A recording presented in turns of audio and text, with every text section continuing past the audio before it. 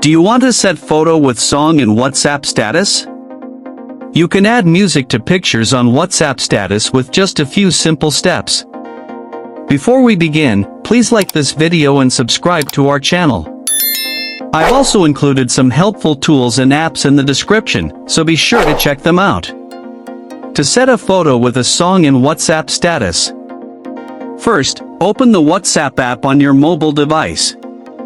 Once you're in WhatsApp, go to the Update tab menu at the bottom of the screen.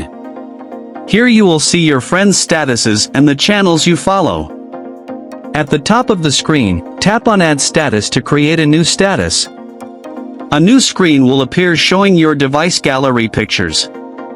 Select the photo you want to add as your status. Now you are in the status editing screen. Tap on the music icon at the top of the screen. Search for a specific song or select one from the popular list. Select the part of the song you want to use in your status. You can also adjust the photo, add text, or stickers if you want.